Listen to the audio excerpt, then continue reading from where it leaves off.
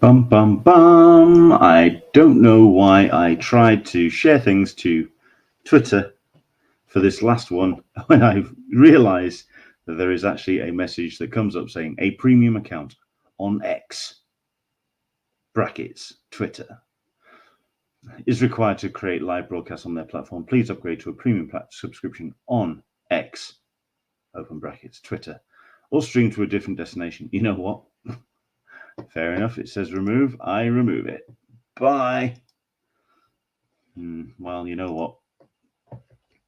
I think it's been stated before that Twitter is no longer a viable option for any kind of sensible discourse. Hello there, everybody. Welcome along to Talkin Con, a cup of tea with an Englishman in San Diego. My name is Leonard Sultana. And in a couple of minutes, we're going to crack on with a bit of a live stream to talk about San Diego Comic-Con 2024, or at least my experience of it, which I guarantee was not what everybody else's was. Because, well, I came at it slightly different, sideways. Wrong. Some people could say. Chuck is watching. Good morning, Leonard. Aaron Neighbors. Hola from San Diego. You two made my con, or made my trip.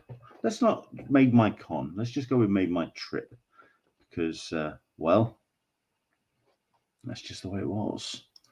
What else have we got here? I've got one or two pictures, one or two things to have a look at and share.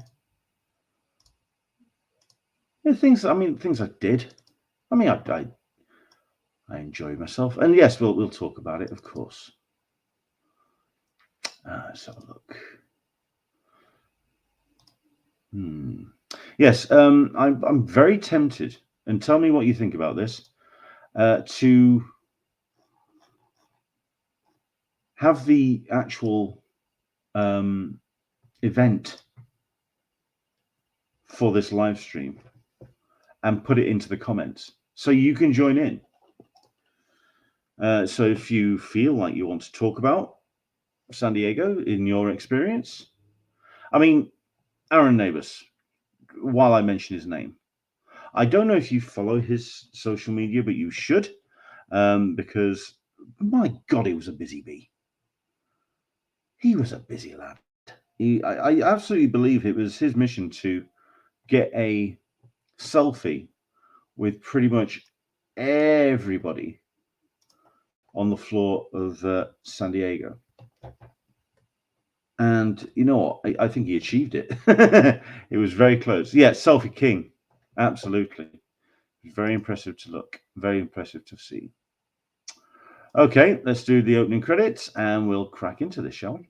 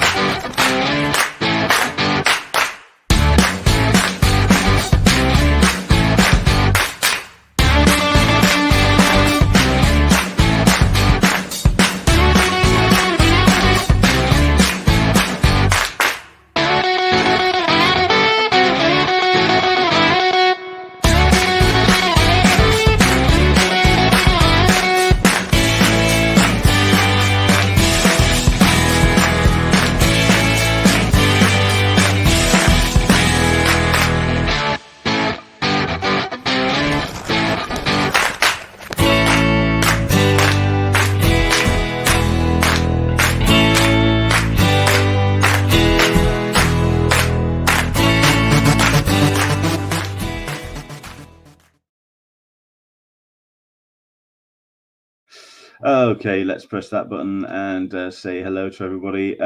Solicitor Smeg is saying, I'm intrigued to see what o'clock shadow we'll have today.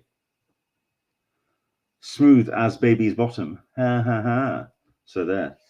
Hello there, everybody. Welcome along to Talkin Con, a cup of tea with an Englishman in San Diego. I have a very large jug of water because I need to hydrate because it's been rather warm over the last couple of days. Yes, I'm just about recovered. I'm actually going to start my kind of talk about San Diego Comic-Con 2024 going backwards because yes, we got back into it's what Sunday, the 4th. We got back into the UK on Wednesday. No, we flew on Wednesday evening. So about 5:30 on Wednesday afternoon, evening, from San Diego, and flew direct to Heathrow, landing there around, I think it was about 12:30 on Thursday, and then took the short trip up to Manchester as a connecting flight. Our luggage didn't. Got into Heathrow and then stayed there. It's when we got to Manchester and we stood at the carousel, and there's 4 pieces of luggage from the previous flight going around endlessly for about 35-40 minutes, and people realizing that their luggage was not there, and everyone just piling towards these screens to register for lost luggage. It got a bit much, but to be fair, I mean, there's part of me that's like going, I'm actually all right with it, because at the end of the day, we knew where our luggage was. I put an air tag inside one of them. I knew exactly where it was, and I didn't have to drag it around Heathrow. I didn't have to drag it around Manchester, and I didn't have to drag it home. They brought it here in a transit. Brilliant. I could have, you know what, they can lose my luggage more often, or forget to put it on an airplane more often. If they're just going to drop it off at my door the next day, I'm fine with it. My door just opened, so like a ghost just said hello. Hello, ghost. If you want to join us. But yes, back safe. We finally finished unpacking everything, I think, this afternoon. So 2 days, 2 days of just kind of like chilling out and getting back into it, and yes, doing what we needed to do. But San Diego Comic-Con 2024 in the can, as it were. And not only that, but we started off the con pretty much with hello. I'm just shutting the door. Okay, it wasn't a ghost, it was Caroline. No. It did blow open. All right. Don't shut it. Fair enough, thank you. We started the con with some news. Okay. I got there into San Diego the weekend before. So we flew in on the Wednesday, so got there for Wednesday night. And we spent a weekend catching up with friends and seeing as many people as we could. Going out and exploring San Diego, myself and our roommate, which was Rachel. So it's me, myself, Caroline, Rachel. I clearly have a big enough ego where there's 2 of me. Staying at the Homewood Suites by Hilton on Pacific Highway. And I think we'll probably like to stay there again because it's a lovely place. But I'm actually quite tempted to try and get a downtown hotel next year, which gives you a little bit of a tease that I am wanting to go back. If anything, because I need to have a mission, and we'll get into that in a second. So, walking around San Diego, reacquainting myself with a city which I'd not been to for 2 years, and kind of vibing it up again and getting back into it and enjoying it. Enjoying the sights and sounds, the restaurants, the hotel gym, which I did in an attempt to kind of prepare myself. But we kind of got ourselves into the whole idea of the con.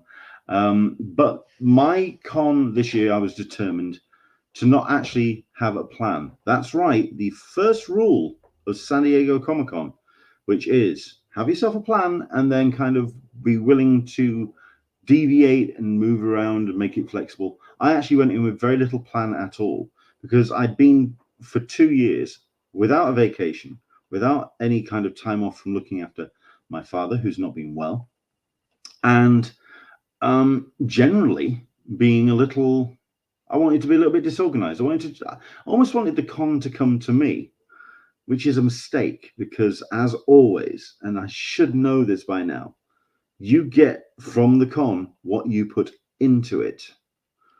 And I failed on that basic core mission, and I didn't have any mission at all. I wanted to just swim through the con and be very kind of like, not laxy-daisy, but certainly very savoir-faire about it, and be very kind of loose. And as such, I missed out on an awful lot. Not most of all, well, most of all, the people I wanted to see. It was only at the back end of the convention, certainly on the Sunday and some of the Saturday, where I got to kind of catch up with people. And I should have done it from the start. I should have had a plan, as always. But this year was, it was a bit of a weird one generally. So it's going to be the nature of the beast.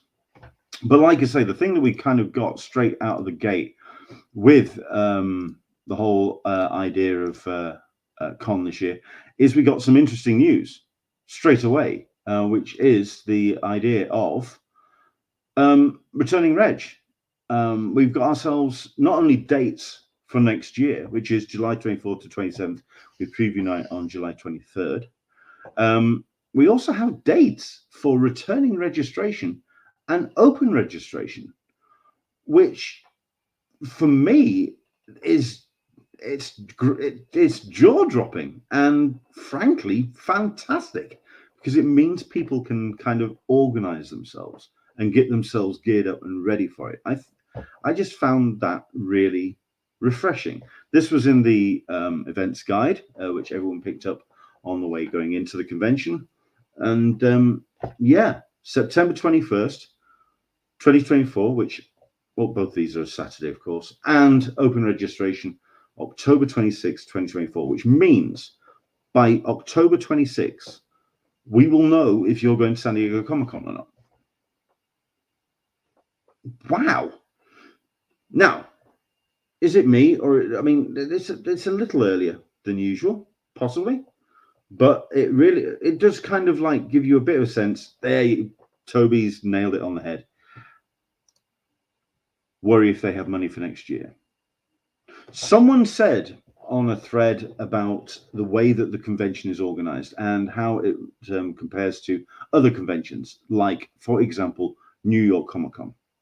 Someone turned around and said, New York Comic Con, it's sort of like they've got stuff announced months in advance. Why are the schedules so late? Why are things kind of like really front loaded? And it takes, literally up to the next, it's like 2 weeks before the convention, before everything's absolutely confirmed. And the response has always been, well, New York Comic Con is organized by WRAPUP. It's a profit organization. It's a business, which means the tickets and the badges that you are buying for New York Comic Con and all of that stuff that you are being sold on to go and attend the show months in advance, you are being sold that show, and that is paying for that show. San Diego Comic-Con is a not-for-profit organization. It's the one thing that everyone needs to kind of always remember about San Diego Comic-Con and CCI. Not-for-profit organization, which means you really should, you are attending for the show. You're not attending for specific appealing talent or shows or films or Marvel or DC. Oh yeah, you're attending for San Diego Comic-Con. You are embracing and celebrating the world of pop culture. However, with this, and they're kind of doing it themselves, that kind of backloading, so you are being sold the show earlier in an attempt to get some of the money back. At the end of the day, I think what we all experienced if we were at San Diego Comic-Con this year, we recognized that the actual con itself was doing a lot of cost cutting, not so much in the way of signage. Carpets weren't down. Rooms were being shut as much as they could. So no Ballroom 20, no Hall H on a Sunday. At the end of the day, you pay for individual halls. You pay for the convention center. It's not like, hi, we're coming to the convention center. Hi, hello, Comic-Con. Come on in. Pay us. You want to rent something? You want to pay for the Wi-Fi? you get a company to pay for it, or you pay for it yourself. It's a business, which means San Diego Comic-Con, CCI, Comic Con International, is constantly pissing out money, and it has to. It's paying for offices in the city. It's paying for rent. It's paying for the things it needs for the convention center. It needs the money. I was under the impression at the beginning of the week of Comic-Con that CCI had actually just about recouped all of that war chest that it had lost in the 2 years over COVID and over lockdown. And it was now back into some kind of heading towards some kind of financial security again. I have learned it's not. CCI is still in the red. It lost a lot of money over those 2 years, and it needs to kind of tighten the belt to make that war chest viable again. Did it make the convention any less solid? No, absolutely not. Of my overall impression of the convention. Now, remember, I didn't go last year, so I didn't see the magic year where the studios didn't come, the actors and the talent didn't come because of the strike. So I didn't see that pared down Comic-Con. But what I saw this year was a convention that I was familiar with from 2018, 2019. Really interesting. I'll come back to that, Chuck. 2018 and 2019, very busy, well attended, well, I'm not going to say funded, but a lot of money was changing hands, apparently, and speaking to artists, vendors, publishers, people with tables, which, by the way, those are going up in price. Everything is going up in price. Inflation is hitting every element of life, not just for us who are having to pay for milk and eggs and stuff, but conventions where they have to pay for things, and the booths have gone up. However, it's when you're speaking to, like I say, vendors, exhibitors, artists, retailers, and they're saying, we made our money back on Friday. Everything else is gravy. This is awesome. People are spending money. And there is that feeling of perhaps that the vibe that was generated last year of people going down onto the floor and having a look around and buying things and seeing things and spending money on things has translated to 2024, which is awesome. It's great that money's flowing into artists' hands. Admittedly, I did not know that. Is it Colin? I don't know how to pronounce his name. Kaepernick, former quarterback, was on the floor, and setting up an AI comics company. Boo! What an ass. So yeah, there were a bunch of people on the floor that was interesting. Chuck Cook. Now let's quickly introduce, and to be fair for those that don't know, Chuck is. Well, number one, he's a legend. Number two, he's also a floor manager of Comic Con International, of SDCC. He was looking after Group D, also Door D, in that row. This time round, or was it the other way around? It was E and moved to D. Yeah, he was in D this time round. Either way, he was in the row where Doctor Who lived, and Jazzwares. Yeah, he had a lot of things on his hands. He was spinning a lot of plates. Good guy, knows his stuff. Interesting that he sent this message in. And remember, Chuck, if you get into trouble for this, put it all on me, because at the end of the day. So Chuck, it was E this time. Direct quote from my senior member of my team regarding carpeting in the exhibition hall. Yeah, that's never coming back. It must be extortionate to put that carpet down. I've said this many times before. Yes, the city of San Diego is very happy with San Diego Comic Con, because we bring a shit ton of money to the city. The event that brings a shit ton of money and then some to the convention center is the convention that takes place the weekend before, which is Esri, which is all about mapping for the internet and geolocation, data gathering and manipulation. It's a hell of a business. That and the medical ones, they spend your veritable shit ton of cash. That convention center is very happy when they rock up.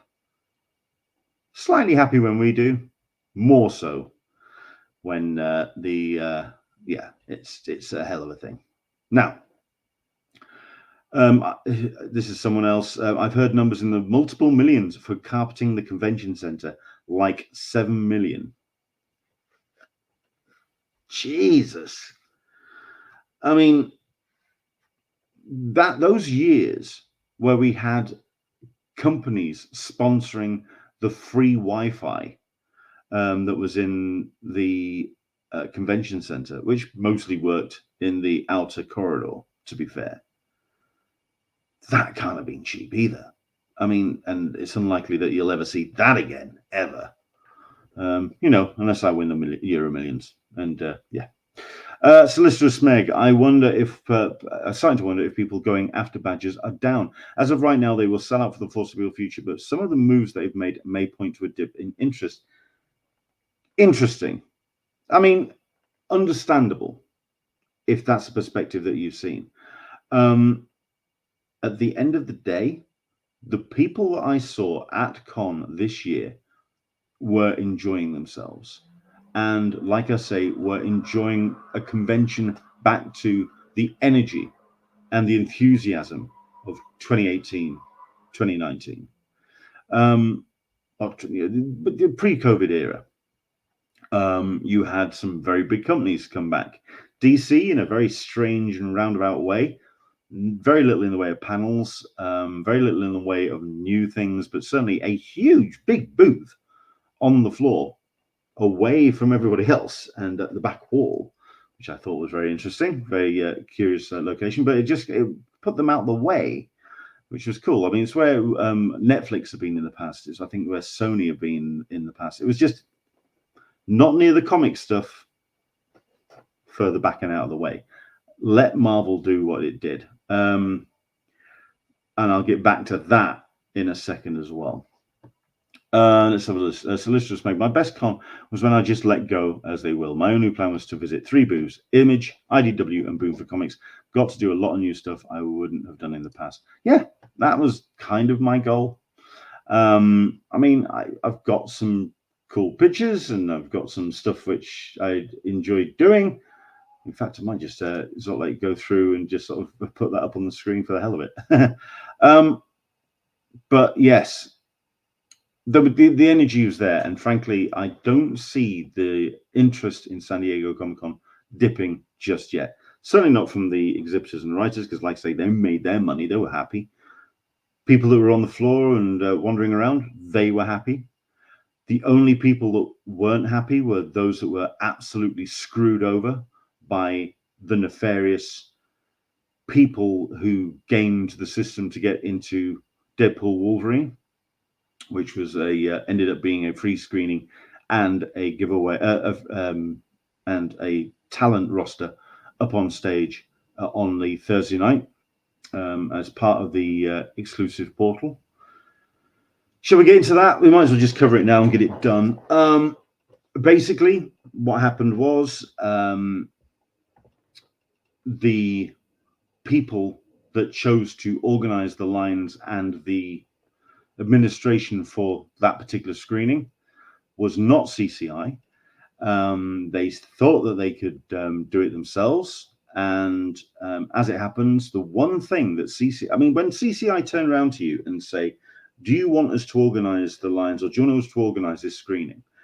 You kind of go ahead and do it and let that CCI do it, because the first thing that CCI will look at is how a load of people, thousands of people, will effectively game a system, how to preempt for a badge sale, how to get a badge sale team up and running so they can kind of get the maximum effort out of the, no pun intended, maximum effort out of getting their badges, how to get onto the floor faster. This is a collection of people who will quite happily just run an organization ragged in an attempt to try and just sneak around the back, which they did for this particular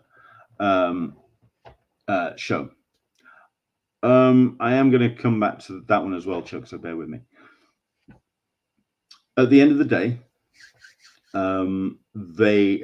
Disney felt that they could organize a line of people to get into a 6,500 or 6,300 capacity room, and do it within an hour and a half, not realizing that you were going to have a bunch of people that were going to rock up with a screen cap of a barcode which wasn't theirs.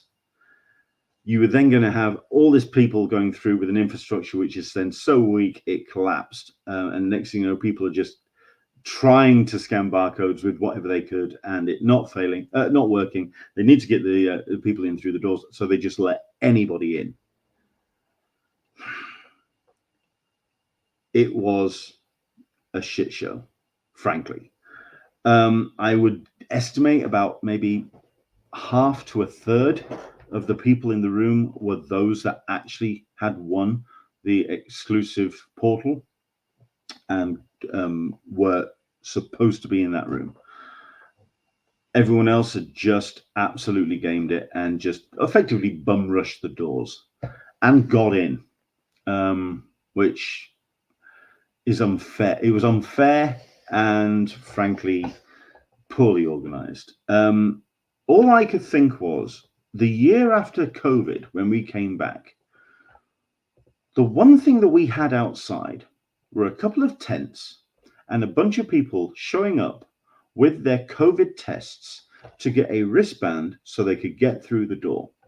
And they had that running for 3 or 4 days before the convention opened its doors. That's all it took, is for people to show up and get themselves a special wristband. And if you didn't have the wristband, you didn't get in the tents. And then you could do something like a QR code, which was then sent to maybe an email address the day before. If you didn't have a wristband, then you didn't get in. Now I know of people that will then go off into town and get a wristband printed up, or get a photocopy and just tape it to the wrist. Okay, again, gaming the system. CCI have learned that you start from that position of thousands of people gaming it, and you work backwards from there. Now, they've not necessarily got it right themselves. Hall H line for Saturday. To be fair, though, I mean, a lot of people complain about the way that Hall H and the next day line was organized this year.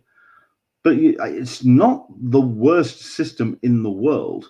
It's just, once again, gamed by groups of people sort of working with that whole idea of the one person holding for 2 other people. And the next thing you know, you've got conflagration of a massive swelling of these groups in the front row. It happens. But the actual organization of putting them on Escamado Island and just feeding them through, it works, kind of. So yes, it's a bit of a weird one. Sorry if I'm meandering here, but I'm also looking at a whole bunch of comments as well. This is something that I am going to spend a little bit of time on, because I have some thoughts on this one. Does SDCC always sell out of tickets? I'm guessing attendee numbers must be limited by fire regs, right? At which point you then had Chuck turn around saying the convention center's published maximum capacity is 125,000 people. The population cap is set by the fire marshal. They have certainly able to sell out every year except the special edition since 2009-ish. Now, I will turn around and say, for myself, this convention seemed especially busy. Now, I don't necessarily mean the building. the convention center, although that did feel particularly busy, very close and densely populated with bodies. But I've always said SDCC is not an event that is held. San Diego Comic Con is not held at the San Diego Convention Center. San Diego Comic Con is held in San Diego. It takes over the town, takes over Gaslamp, takes over the back of the building on Harbor Drive, and all of the stuff happening back there. You had 1, 2, 3, 4, 5? Yeah, 5 really big activations, all the way down to Embarcadero. Thank you, Chuck. Which with Crunchyroll, that whole Crunchyroll area had that. You had the Abbott Elementary Fun Fair. You had Dragon Ball, which really was very impressive. I've seen Dragon Ball setups in the past. That was something else, whole other level. You had FX, you had Adult Swim, you had animation. You had all of this stuff at the back, which could have been its own separate con. The amount of bodies in San Diego for this convention seemed to me incredibly densely populated. The whole idea of stopping people coming into the building, or they're having a fire cap, again, it's all run through the RFID, so they know how many people are in the building. But then it's a case of just how many does that actually hold? How does that work? Let me just see if I can make that a bit bigger for the heck of it. Yeah, it seemed like an incredibly busy con. Now, saying that, the actual convention center floor, on day one, on preview night, I lined up, and thanks to a very generous friend, I was kind of relatively close to the front, lined up in sales for the first time. I'd never done it before. And I thought, you know what, I'd not done this. I've always gone in through H, or I've done something else. But I went in through sales, and I decided I was going to go down and get the yesterday's pin. I was going to go down to that neck of the woods and get that done and get it out of the way, and then have a wander around. I was there with a couple of friends, and we said the words out loud before it all went crazy. We turned around and said, "Is it me, or is it really quiet?" Stupid fool, because my word, it got very busy very quickly. But the one area that didn't is down A and B. Used to be with games. You used to have Blizzard down there. You had Sony PlayStation. You had all sorts of gaming setups and publishers, and they weren't there this year. And it's one element of pop culture that the convention seemed to have been a little subdued with. You could always get around down at A and B this year, and it seemed a little weird. But as you went down, obviously it got more and more mental and chaotic. And yes, the second we said the words, "Is it us, or is it really, really quiet," or something, it got very, very busy very, very quickly. I'm just seeing what other pictures I've got. I got 1 or 2 nice pictures. I think I did okay with a couple of pretty ones. Ah, yes, the events guide as well. So yes, sales. Oh no, it's where I got my press badge from. There you go. Famous last words, Leonard, is it quiet? A horde of rabid fans defend us for correct. Absolutely. Pablo, very, very good guy. Well worth checking out. Looking like I've got an internet dropout. Do let me know if something happens with that. And it's Pablo as well. And I got my obligatory shot from the escalators, which, by the way, I am not the only one to have pointed this out. The Beat also mentioned, did this as a short on YouTube, and I spotted it. The famous view where you can look all the way down and see the Comic Con International logo. You had these hanging banners, which ruined the shot every single time. Talking about this is the door you come in for your bags, lanyards, attendee registration programs, yada, yada, yada. Thanks, CCI. That is an iconic photo that everyone wants to take, and you ruined it. You swines. I did quite like the use of the in-house signage. Lots of graphics up and around the building. I thought that was rather cute. So yeah, all rather cool. Hey, look, nice big picture. Excellent. Of which I've got a couple. Yeah. Also going to mention about the curse of hard rock. At the end of the day, I have always turned around and said that every single property that has gone up on the hard rock has proven ultimately to be quite shite. From Pixels to Ghost Rider Spirit of Vengeance has always been the worst. Or it's been a show that has been previewed and debuted at the convention and then died within a season because it's appeared on the hard rock. Well, this will be the year where we find out if it can take on SpongeBob. Will it take down SpongeBob?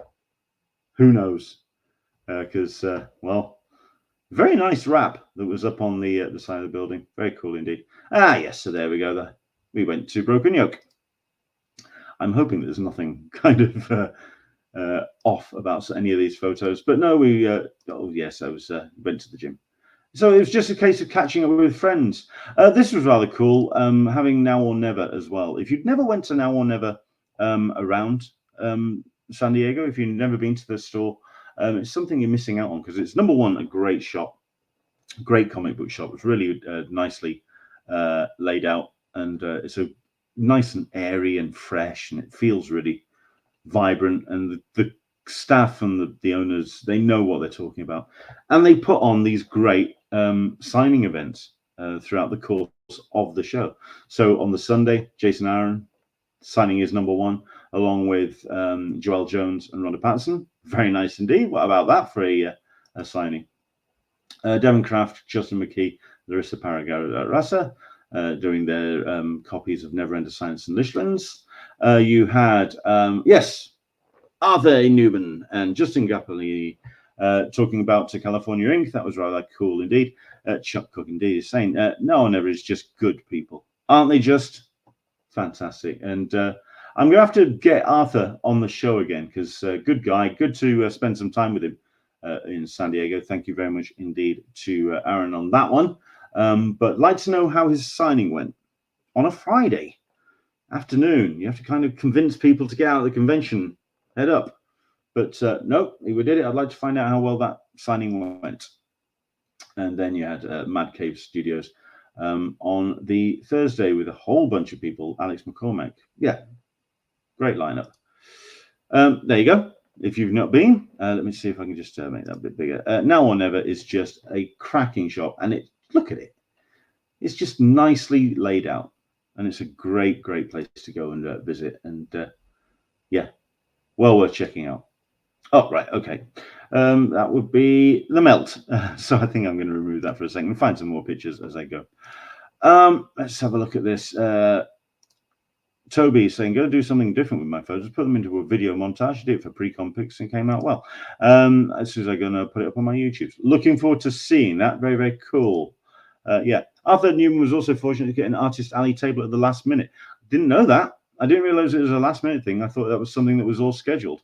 He did very well. A lot of money. Like I say, he was one of the people who turned around and said, yeah, I made my money on Friday. I paid for the table. I paid for my accommodation. I'm done. I'm excellent. I'm happy bunny. Everything else is gravy. Brilliant. That's what you want to hear from an artist in Artist Alley, especially considering how expensive it is. So apparently he had a great time. So yeah, from a trade show perspective, from those that actually attended behind the tables, they had a great time. Some fantastic booths as well. I will say that there are a couple of negatives, which I'll get to, but when it comes to the actual content that was on the floor, Image did a great booth, Skybound did a great booth.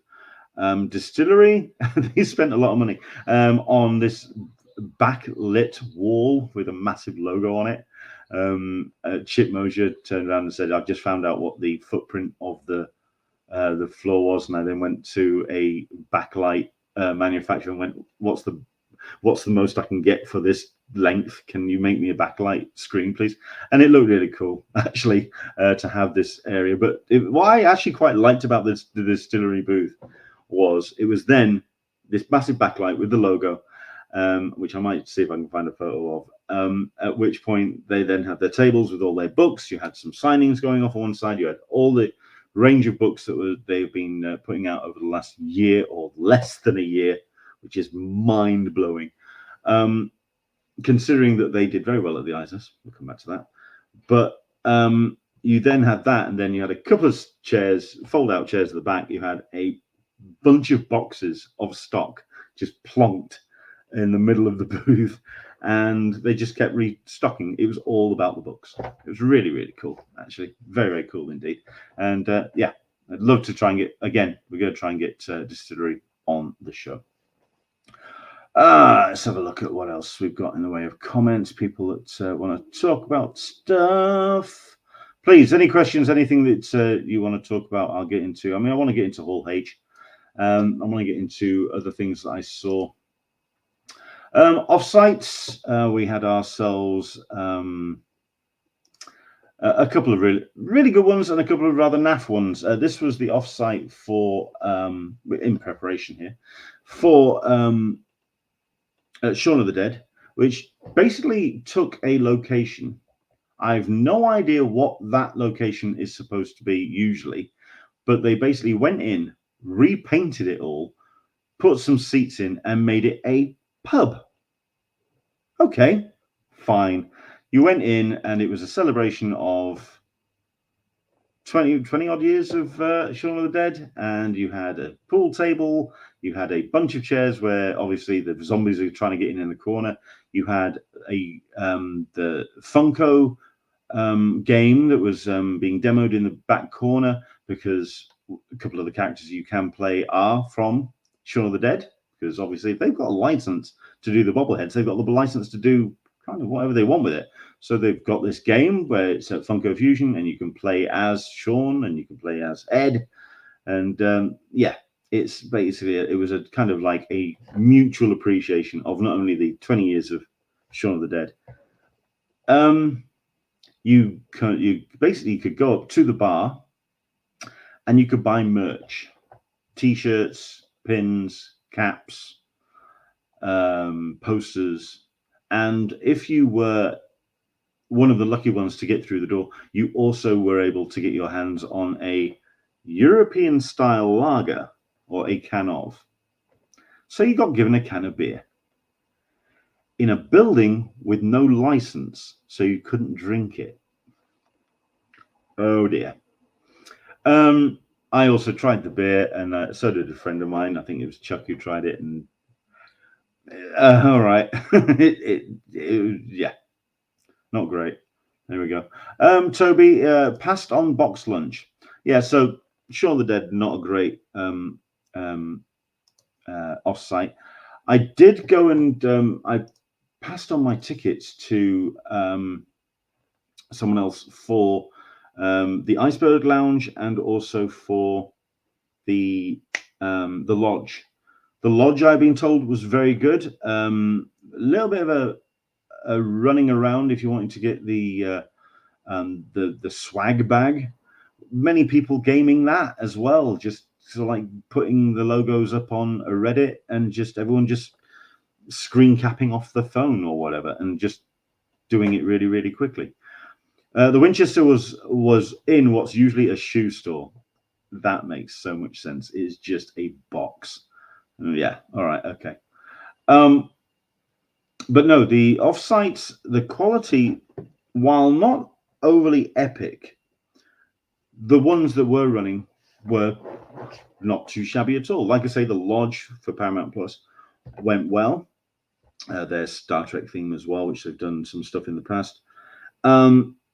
Looked great by all accounts.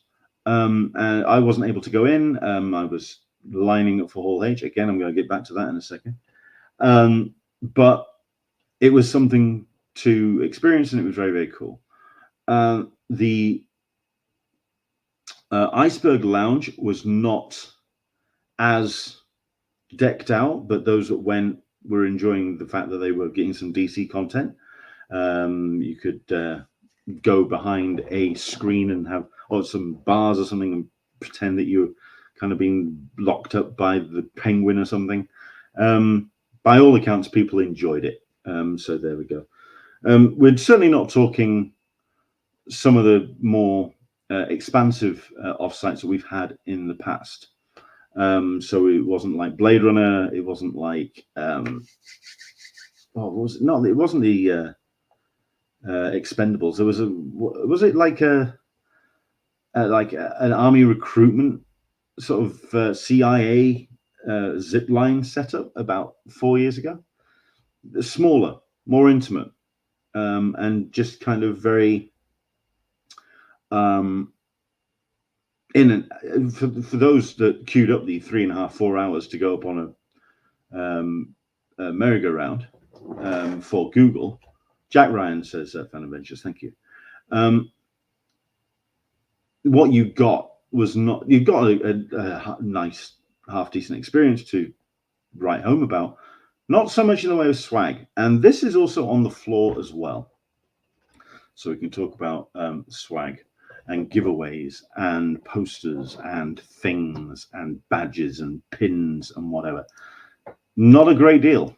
Again, it's down to companies not being able to afford to promote. It's the difficulty of getting a sizable amount of content to people and get them encouraged and enthusiastic about something. But there was nothing in the way. I mean, I remember the first year that I went to Comic-Con, and I was able to walk away with a whole fresh season of t-shirts, which I was particularly happy about. I had a whole new wardrobe that first year. When it came to this year, and just generally, the giveaways and the swag were a little bit light. I mean, there were one or two that I was particularly happy to get my hands on. And for example, I did get myself a Pronto card. So there you go. That's in the wallet at the moment, and I'll be using that next year for Comic-Con. Load it up. It was a nice little deal, and I was able to just jump on the shuttle. Very, very cool. Fan Adventures. I had gold level for Google Play, so I was able to get past the line. Nice. Wait about 10 minutes, then won a fun prize. Love the pictures I got off the convention center from the wheel. Oh, yes, good point. I'd like to see that. Don't know how you can send that to me. Yeah, from that view, that'd be really cool. That'd be nice. Okay, very cool. Hasbro went from some pretty impressive limited giveaways in previous years to, nah, we're selling stuff. Lego didn't give anything away. They kept their budget nicely towards their booth, which looked very, very cool indeed. The money went on the booths. They clearly had realized that they'd spent a lot of money on the actual event itself. Time to actually spend something else. Toby, the plushies from Exploding Kittens were great if you got there early. If this is the one at Petco, well, we got the card game, but no, we did not get a plushie by all the games. Yeah, Lully Z Segola, yes, Swift's gifts and swags this year very poor. It's, at the end of the day, it's just cost cutting. They can't afford it. They just can't afford it. It's as simple as that. And we just have to accept that as the new normal, because there's just not the money around. It's as simple as that. The actual San Diego and the effort that San Diego put in this year was, I thought it was very impressive, actually. Some great wraps going up around town. Fox Animation really did a great job of Petco. That looked really cool. Like I say, I mean, the Hard Rock looked rather impressive, actually, with that Paramount Plus setup. Mayfair Witches and all of the Anne Rice stuff as well on the Hilton gas lamp. Yeah, it's lots of. They looked really impressive. The wrap that went up on the Hilton Bayfront with the What We Do in the Shadows looked really, really cool. So there, but no, the city itself, it put its effort in. And of course, you had to. It doesn't go wrong to not go to Sweet Things, which I did, and I had a great time. I got myself a nice little smoothie from them. Very nice indeed, and well worth checking out. I'm just going through and seeing what else I took photos of. A lot of these photos, which I'm currently looking through right now, are on the Thursday, so bear with me a second.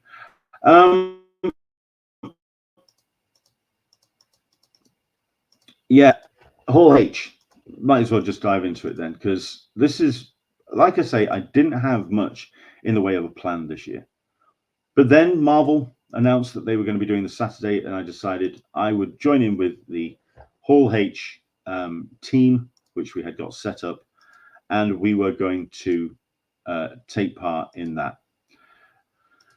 The next day line went down at 9:30, 10 o'clock on Thursday evening, which means people were down there from Thursday night in an official line, camping out on Thursday night, camping out Friday all day to get into the front of the room for Hall H, which I'll talk about the lineup of Hall H in a minute. But the actual effort to get into the room, considering that once you'd actually gotten everybody into that area, and again, I'm going to just very quickly go up to Chuck's. There you go. It's right there. If everyone wants to learn it, Embarcadero. There you go. It was sort of like the middle of Friday, and they hadn't even filled up the chutes on the basketball court. That's when you knew that something was slightly different. People were not willing to do that camping out bit for the effectively would be one panel, because the rest of the lineup, while if you were in the room, you knew that they were all very entertaining. It was all very great. It was great to kind of to watch and take part in. People were there for Marvel because Marvel had absolutely kicked it all that time up to that point. But where it was at this point, we'd had no idea what Marvel was going to bring. Also, if they're going to do the TV shows, if they were going to talk about the next phase, how it was going to roll through. As it happens, they ended up promoting the 4 films and moved on. So there we go. I get the feel. Right, I was going backwards, so I was looking through. Yeah, I could go into that. But okay, Hall H then. The actual programming is Eddie Ibrahim, who's the head of programming. He looks after Hall H, and he did a great job on it. There are some interesting panels. People who, and you hear of enough people who have not seen Superman and Lois. Those that have are incredibly passionate about the show because it is a well put together show. But there's a lot of people that haven't, because I think they've been burnt by the Flash and the Arrowverse and getting invested into a program and then having it pulled from underneath them. So a lot of people haven't seen Superman and Lois. It was a very emotional show. I felt it concentrated too much on Superman and Lois, or the 2 lead actors, and not necessarily the rest of the cast, which is a panoply of talent, but still worthwhile. And yeah, it was a really emotional panel. Very well put together. You then went in straight to Star Trek. It was an hour and a half, 2 hours of Star Trek, Strange New Worlds, Lower Decks, and the new shows. You talked about Section 31. You got that shown twice. They overran because they really wanted to. Oh no, there was another panel before that. I'll come back.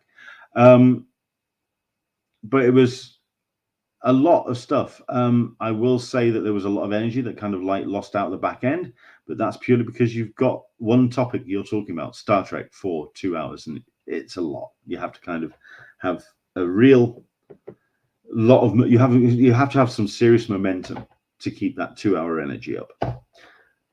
Prior to that, you had a very R-rated panel, very bloody, very gory, but a lot of fun, which was the Boom Studios panel for Berserker with special guest Theodore Logan himself. It was, of course, Keanu Reeves live on stage, and he seemed very happy to be there. He seemed very humble about the attention that Berserker had got. He was very excited about the things that were announced on the panel, including the new anime which is coming out, which is kind of like a Animatrix style series of anthology stories, which is coming from Netflix. You've got the live action, which they didn't speak too much about because, well, not a great deal of information as yet, but we'll see what happens with that maybe next year. And you also had Todd McFarlane coming on with a Berserker toy because they were talking about merch. They're clearly banking a lot of focus on Berserker as a major franchise moving forward. Whether that translates for mass appeal is something else, but for those that were in the room this time round, really enjoyed a very fun panel. And like I say, that's all off the back of the personality of Keanu Reeves, who is just your modern day ledge and an absolute, and your angel on earth. Good guy. That Star Trek, you then went into a panel which gets a lot of grief. It's a panel I don't remember the name of because the traditional name for it is Women Who Kick Ass. And it was a Women Who Kick Ass panel. And a lot of people deride this. Eddie loves putting it on because at the end of the day, people are there for Marvel. They're a captured audience. You have to sit through this thing. I love it. Caroline loved it because it's absolute female power. It's female empowerment, female stories, the struggle of female working in Hollywood and both sides of the camera and in the creative arts and fighting for a voice and a voice at the table, which I love. I have no problem with that, being my diehard liberal self and all of that. I loved it. I had a great time with that panel. Caroline had a great time as well. Some interesting stories. Not as angry as we have had it in previous years. It was just about frustrations and how to push through them and how to grab your own power. Very, very cool indeed. Into the Blue Mister. I didn't realize there was a Berserker movie on its way. Does it mean that I can sell my comic books and retire now? Yes, there is a Berserker movie on its way. Who's going to be playing Berserker, though? Here's the thing. Is it going to be Keanu Reeves? He's getting on a bit now, but the character is clearly molded on Keanu. And hell, he's still doing John Wick, and Tom Cruise is still throwing himself off buildings, so the older actor can still hold his own. And if Keanu Reeves is as invested in this as I'm certain he is, considering he's a creator, he'll be wanting to step forward and make it. So there you go. But does it mean that I can sell my comic books and retire now? Not yet. Wait till the film comes out. Especially if we've got it signed. That'll help. But there we go. So the Women Who Kick Ass panel, very cool indeed. The panel that people were going to possibly give a bit of kicking to, which was the Penguin panel, because you had some cast on screen. I'll come back to you that on it, Andrew. You had some talent on screen. You had the producers. You had some behind the stage people, people who were dealing with the makeup of the Penguin. And Colin Farrell was there virtually. Oh, now virtual panels can either fail or they can work. This one worked, if anything, because Colin Farrell was permanently on screen, up on the big screen in Hall H, and he was clearly getting mic from not only the stage, but also the reaction from the audience. So if he cracked a joke or he made a line and the audience reacted to it, he responded to the line, the reaction from Hall H. So it really did actually feel like he was in the room. It was very, very good. Considering that he was in Milan, DC or Warner Brothers clearly spent a shit ton of money to have a very good fiber signal running for 45, 50 minutes. And up on screen, and it was rapid. It was, like I say, it was like he was in the room. It was very, very cool, and it worked. Considering that for the majority of people in Hall H, they would just be seeing somebody on a screen anyway. For the majority of people in Hall H, it was like it would have been a normal panel anyway, because he was there. Yeah, it was a strong and entertaining panel. All of the panels throughout the day were just really strong and entertaining. I had a lot of fun in Hall H on the Saturday. Anyone who gets mad about women in comics can take a long walk over a short cliff. Absolutely. In all fairness, I do have a long history of women in my family. My mum's sister and others are all women. I kind of hope they would be. Yeah, I totally understand that, Solicitor's Meg. And while I've got a very strong character in my mother, that's where I get my sense of female empowerment. And yeah, at the end of the day, we're all human, and we deserve a seat at the table instead of just being marginalized. So no, I've a lot of time for that panel. Hall H then had its headliner, which is Marvel. Considering that prior to the Penguin panel, Eddie Ibrahim came up on stage and he said, yeah, you had a good day, 2 more to go. Oh, no, sorry, 3 more to go. Sorry, yes, Kevin Smith as well at the end. Oh, good Lord. The laugh that I gave out was particularly loud. Listen, I know it's Kevin Smith at a podium and just answering questions and just talking bullshit for an hour and a bit, but he kind of gets shoved down the end, doesn't he? I'm stunned that he hasn't taken his bat and ball home at this point. There we go. But anyway, Marvel.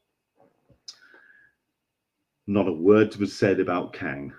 Not a word was said about the multiverse saga.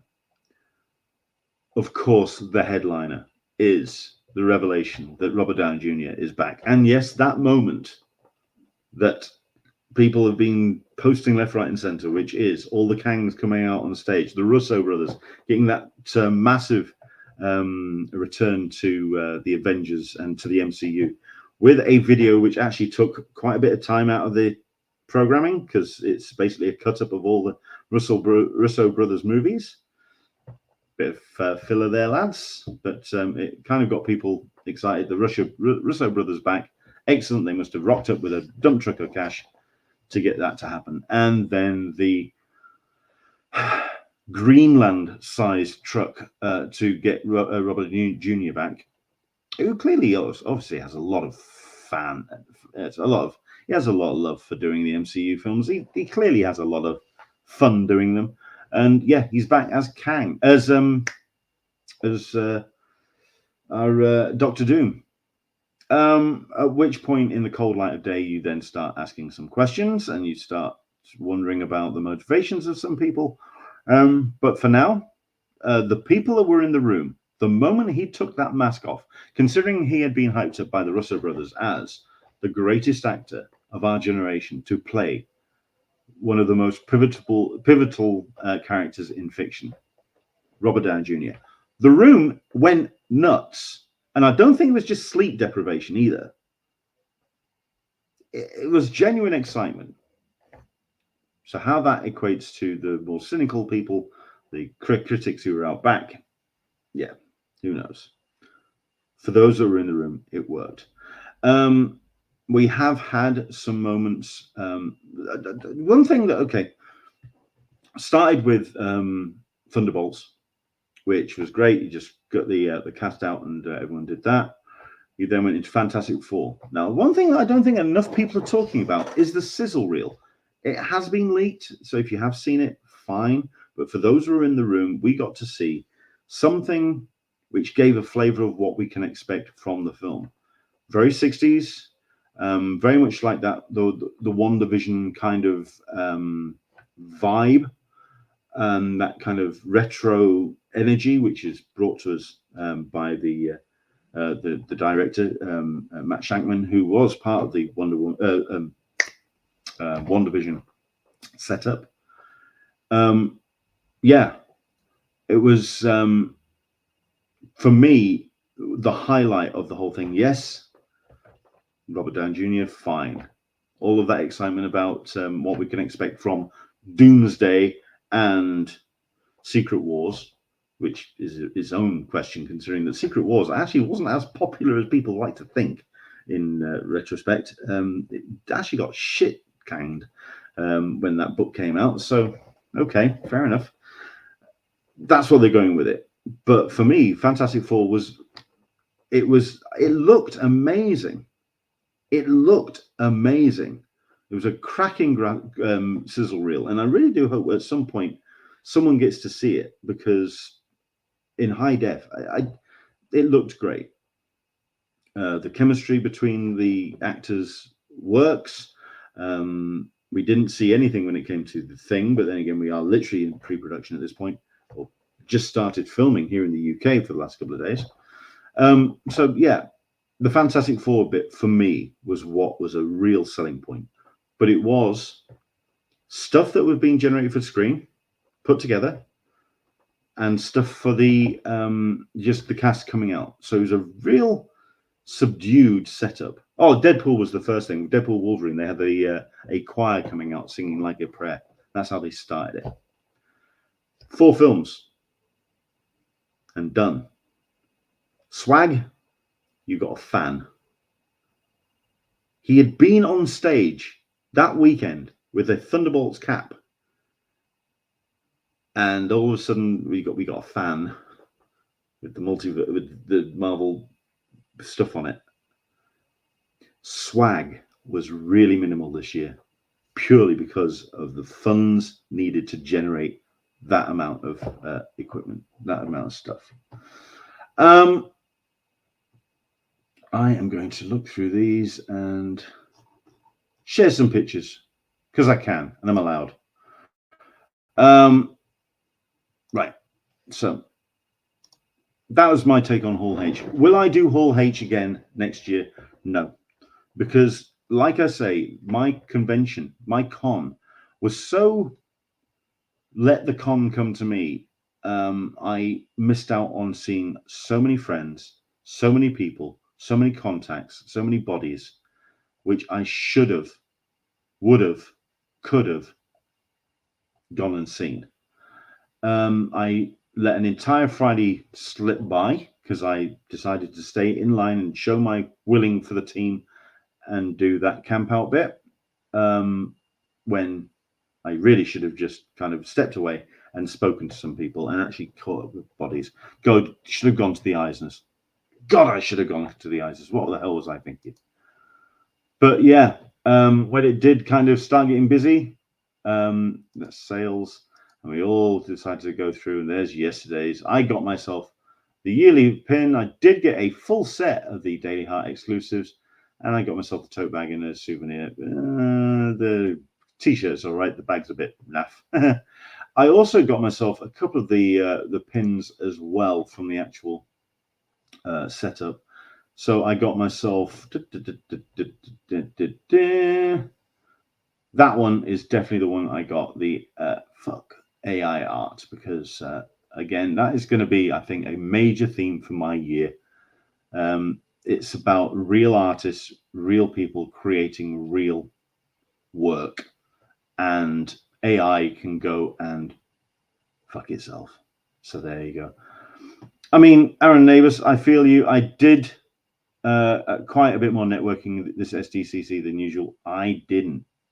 And that's the one thing I didn't. I posted my Facebook pictures to you, threads about the live stream. Bear with me. I will go and check that out, Fan Avengers. Excellent stuff.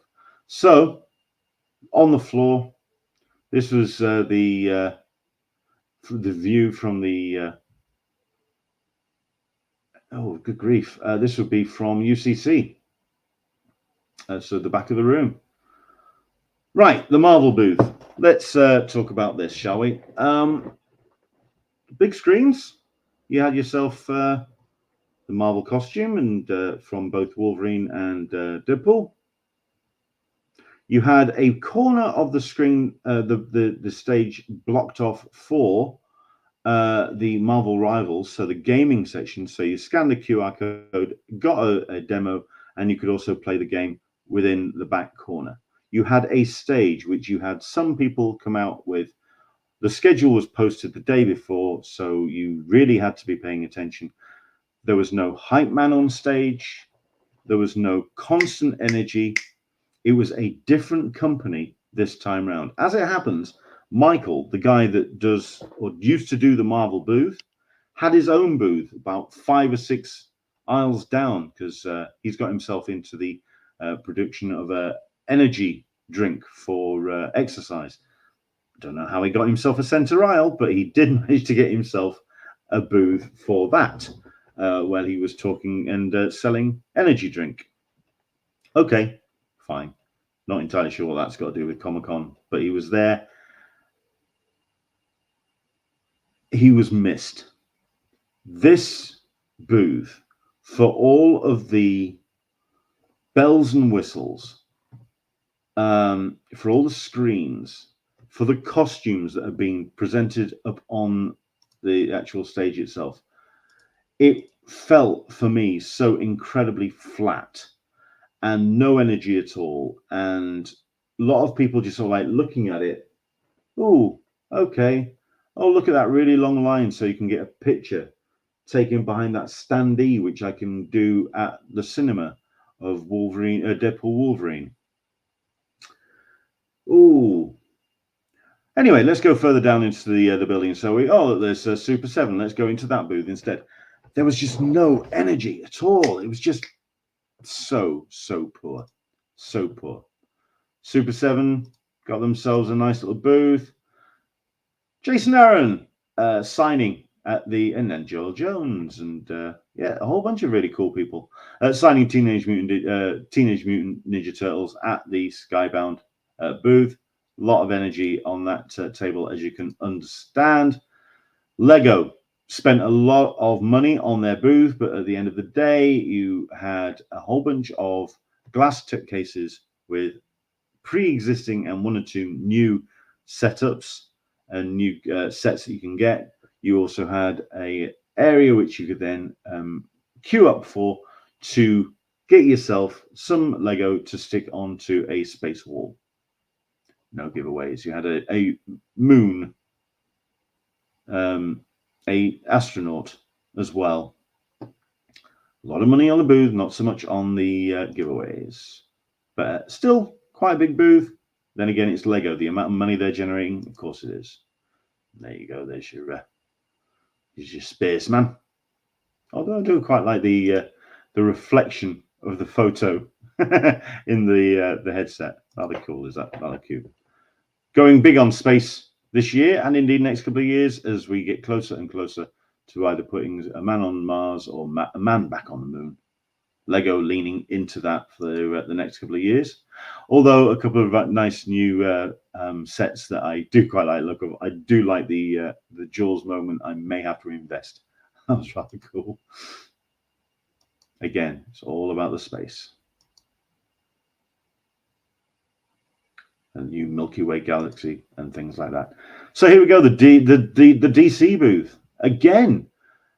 A lot of screens, a lot of light, a lot of energy. And while this didn't have a stage or didn't have a hype man, people were there and were very excited about seeing what they wanted to see from the DC booth. It was just a lot of fun. Hello there, Caroline, you sexy thing. So, my thoughts overall, done and done. I made the mistake of coming at the convention the one way that we advise people not to do. I came at it as a newbie, and I really shouldn't have done. I should have seen more people. I should have made the effort to see more people. I should have made the effort to organize things where people can come and see me. The rule is, with San Diego Comic-Con, you get out what you put in. And this year, because of my situation at home, my situation with my mental health, the fact that I needed a vacation, I came at it very much from the perspective of, I'm just going to relax and enjoy this. And by Sunday, I was ready to flip tables because I felt I hadn't seen or done a vast majority of the convention. I barely got to see a panel, apart from what I saw in Hall H. I barely got to see as many people as I wanted to on the floor in Artist Alley. I managed to go up and down and saw a whole bunch that I hadn't seen for ages. Hadn't seen Patrick Ballesteros for ages. Good to see him. Arthur Newman again, like I say. It's when I went around the comic sketch art and I saw Tom King. And Tom King stood up and gave us a hug. And he went, "Good to have you here, man." I went to the Comic Book Legal Defense Fund booth and I had Jeff Trexler go, "You've been missed." That inspires me to make more of an effort next year. So I think a lot of people have commented and have felt that my Comic-Con, my coverage of Comic-Con, and just generally how con has been for me this year, and how the podcast has been, my efforts to try and get guests on, just things I have been doing this year. It's been feeling a little bit maybe like I've been hanging on by my fingernails, and I'm not going to say I've been phoning it in, but it's close. And I appreciate that, purely because I've been dealing with my own stuff. That changes next year. It's time to get back off the mat, arse back in the saddle. And it's time to get on with doing what I want to do. Covering Comic-Con. Sorry that froze there for a second.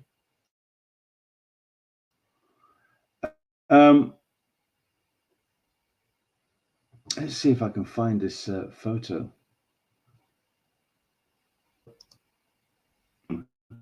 Swallows way too many. Okay, so I think this is Threads just being a little bit off with its compression. But there we go. Thank you very much indeed to Fandom Ventures, who have sent this photo taken from the Google Play Ferris wheel. A great view of the convention center. You get to see the full wrap at the back as well with the what we do in the shadows. I think anyone who went up there would have got a great photo op from that particular thing. But there we go. Into the blue, mister. Don't beat yourself up. You can't be in two places at once. The thing is with Comic-Con, you have to kind of make the effort to, don't you? Chuck Cook. The AMC folks were basically freaking out because the delivery of their booth got delayed. The whole thing went basically up on Wednesday morning. Absolutely. AMC's booth this year, they made out like a bandit this year. Absolutely.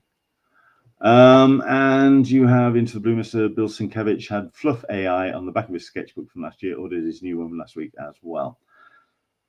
Which leads me to one final thing then. One final thought. And it's something. So while my own efforts on the convention were a little bit lackluster and need a little bit more focus for next year, putting a panel on, having something to focus on, a goal to achieve. Caroline put it best.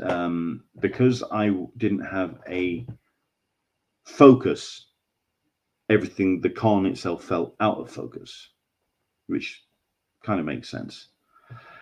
So it's going to be a case of focusing next year, but I still felt, as Lily is saying, I felt the same. I think the lines took a lot of time from me. I felt like something wasn't right. I had the feeling for all 4 days. I agree. Like I say, you can't get more than what is actually being capped by the fire marshal in the building. 120,000. What you can, however, do is sell a lot of badges and have a lot of people wandering around a lot of space. Comic-Con is a vacuum. We will fill it. And it's not just the convention center, it's everything outside. Everything felt incredibly busy, close, claustrophobic, and manic. People were running around to try and see as much as they can. Nothing new there, but it felt like there was so busy, just so many bodies on the floor. I put an idea out on Threads the other day.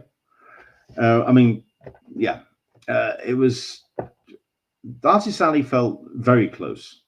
Getting around to see artists in Artist Alley was very difficult. Funko again, having all of that space in the back corner with their Funkoville. I got an idea. The panels that we have had in Indigo, why don't we have them in the Omni? The Omni is a space which I think is not being utilized enough. It's got some really niche panels in there, but you have to kind of go out of your way to know that they're there. You've got some very big space in there, which is not being utilized. Have the Indigo content, the Indigo ballroom content in the Omni. And in the Omni, let's have Artist Alley. We've had it at New York Comic Con. It's got dedicated space. You've got a ramp way to get to the Artist Alley, and it's a dedicated room full of the best artists and creators and illustrators on the planet in one room. It's one of the best Artist Alleys ever curated. Either that, or down on A, wall that off and make it a dedicated space and put Funko in there and have Artist Alley take up that whole space. I don't know. Maybe there's something that needs to change, but it just felt very close this year. Graham Small is joining us a bit late. I've been bigging up the convention, putting myself down a bit about how my own what I put into the convention, but he is saying he's done with SDCC. This year, it wasn't as good for me and Lewis. At the end of the day, the other thing that I will say to Graham, you and I have both gone to Comic-Con when it has been at its absolute peak. It's a case of that is a very high mountain to climb. There's no convention on the planet that can reach the heights that we have attended San Diego Comic-Con at in the past. This was a convention, 2024, which was attempting to reclaim some of that magic from 2018, 2019. It can't match, say, 10 years ago, 2014, 2015, the actual nadir. Okay? It's a case of you can't match it. But I can understand anyone that has experienced Comic-Con for the last 10, 15 years deciding, you know what, I've done it, move on. And I was thinking when I got into Sunday that was it for me. I'm unlikely to come back. I'm still with it. I still think there's a lot of magic and a lot of second potential for San Diego Comic-Con. I mean, there you go. He's saying NYCC with VIPs are much more accessible and enjoyable con. If you've got the funds, again, it's a profitable business model. It is a business, is RAPUP. You give them the cash, they will give you the access. CCI is not built like that. They will never sell VIP for anything. It's too egalitarian. It's too California, baby. It's West Coast vibe. It's not the business model, and it's a non-for-profit. They won't. It's, again, if you take it from the attitude of a bunch of guys in a garage ordering pizza on a Friday night going, let's put on a con, and you go old school vibe with it. That is what Comic-Con is. I get the idea that it is a case of that you pay for the access, you get the access. It's fast pass at Disneyland. I get it. I like the California vibe. I bought the shirt for a reason. So there we go. Graham Small saying it's only 50% more than normal tickets. $250 normal, $500 VIP if you can get them. If you want to spend that money, I can't begrudge you that. I can't begrudge anybody for that. I can't begrudge anyone for doing the fast pass option. I have always liked the idea that you pay one badge price and you can get an entire convention center plus the offsites plus everything else in one go. I think that's a nice approach. So Comic-Con 2024 was a success. The convention, yes. My convention, not necessarily. Do I want to go back? Yes, I do. But I've got to go back with a focus, which is why I'm going to take a little bit of a break with the podcast, with this Talkin Con. I'm going to reshape, reframe, and get everything a little bit more organized. A couple more animations, a couple more things that I can just jazz it up a bit. I'm going to put the effort in. I'm going to put the mileage in. The Convention Collective will be closed down for a week while we redesign, reframe, put new bits and pieces together, and basically get it a little bit more shinier. I'm also going to be contributing more, putting more posts up myself. The Convention Collective is getting a relaunch, basically. I'm looking forward to it, actually. I think my failure to have what could have been a really strong Comic-Con is actually galvanized me to make it a really strong Comic-Con next time round, if that makes sense.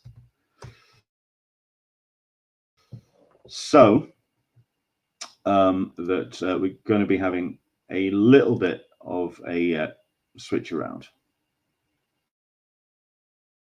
Okay.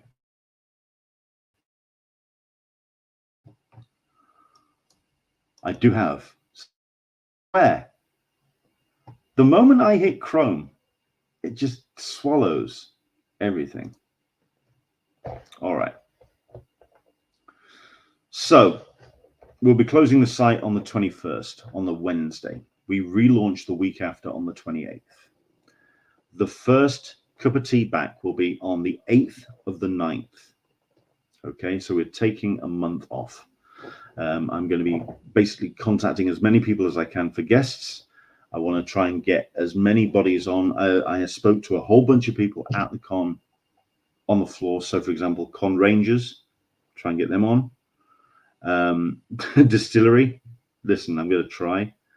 Comic Sketch Art turned around and said, we got Constance from there. And I really want to talk to them because they have taken up quite a large part of Artist Alley and they're making that more the NYCC model, very much about you pay the money and you get the access. So I'll talk to them. But yes, all of that is going to be happening. What's my next con, Thought Bubble? Maybe, because I am actually wanting to go down to MCM. Again, I'm wanting to get back into this. I think I've had my time off now. And it's time to get back into it. Okay. Thank you so much indeed for everybody who supported me and watched. We had somebody actually turned around and said, don't forget to hit the like button. I know, I forgot to put it on myself. Like, subscribe, do all of that thing. Thank you very much indeed for everybody that does.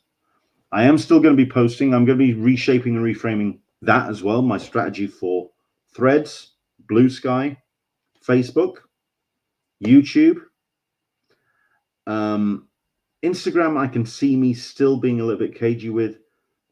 Twitter, I am out. Done. Simple as. Fandom Ventures. Next con is LA Comic Con. I'd like to hear what your thoughts are on that one. So please keep in touch. Let us know how that goes.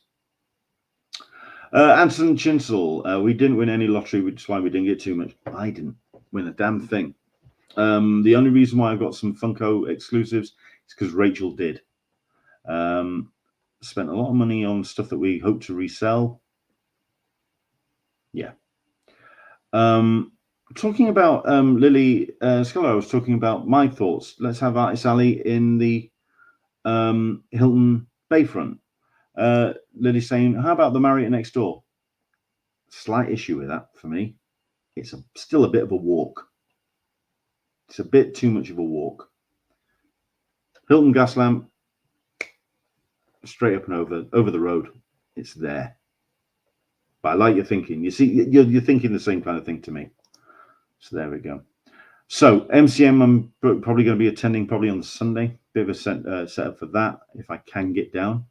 But no, Thought Bubble is going to be the next big convention for me. And I'll be doing my best to hopefully have everything up and running. Cup of tea, convention collective, socials in place for that. The other thing that I'm definitely going to be doing as well is doing some research into what is the best US phone carrier for data in San Diego. Traveling out from the UK as part of my phone deal with O2, it went straight to T-Mobile, and I didn't pay any extra. It's part of my phone package. I did a fair amount of posting. Threads got a little bit twitchy when I was trying to do pictures, so data was a tad slow. And then when I did live streams, everyone complained about the quality of the live stream. The only decent one that actually worked was outside the front of the convention center, out in the open. Can someone please tell me what the best phone carrier is for data and for mobile internet in the US is, please?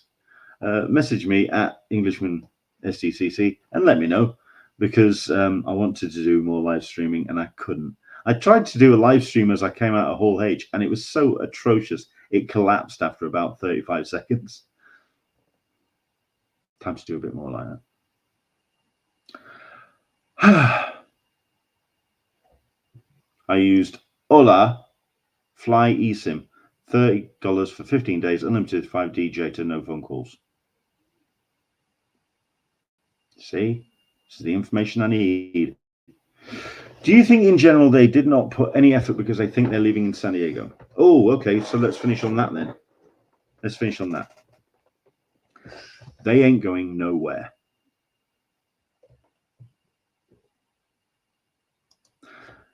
At the end of the day, they've done the extension. They are signed up, contracted for 2026. 2027, if you're going to move anywhere, you're going to have to move to, you're going to LA, Anaheim. Anaheim could work because they're doing a show already. They're doing WonderCon. They're doing all these the other options. Las Vegas. The only thing about that is, like I say, they are not in the black yet. They are still in debt. And they are paying rent. They are paying money on those lockups with all the storage at the top of the on the west side, in the Bayfront, offices in town. To move that infrastructure, they need to raise a damn sight more capital, and I don't think they can do it in that 3-year lineup. They ain't going anywhere. 2027, 2028. They could go to Las Vegas. They could go to LA. Do you know what else is happening in LA in 2028? They ain't going to LA, which means if you did a move, even if they did raise the money and went to LA or Las Vegas in 2027, they would be back in San Diego the following year. Because if you didn't, you're in blast radius of the Olympics the same weekend. Ain't happening.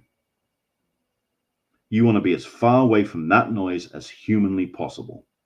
And the blast radius, thankfully, in San Diego is far enough that the Venn diagram doesn't quite match.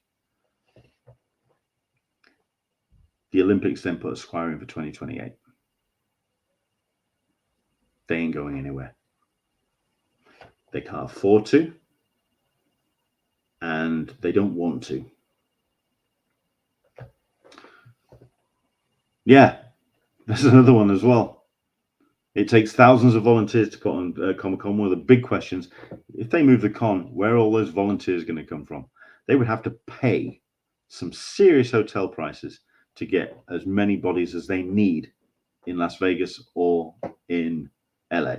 Simple as. It's a very good point. It's just the sheer movement of that infrastructure out of that town to another town, which is already absolutely crazy. Toby, I'm going to Vegas next week. Would you want to go to a con where the temps are in 100 degrees plus Fahrenheit? Ouch. They ain't going anywhere. Which kind of then begs the questions about the conversations and the statements they put out against the city. And it is against the city and especially the hoteliers. I guarantee there's been an attempt to have a conversation in a room, a meeting with a bunch of hoteliers or with somebody, and it's all gone sideways. And that's why CCI is having to turn around and threaten to move, but they can't do it. They're stuck by the hubris of their own success.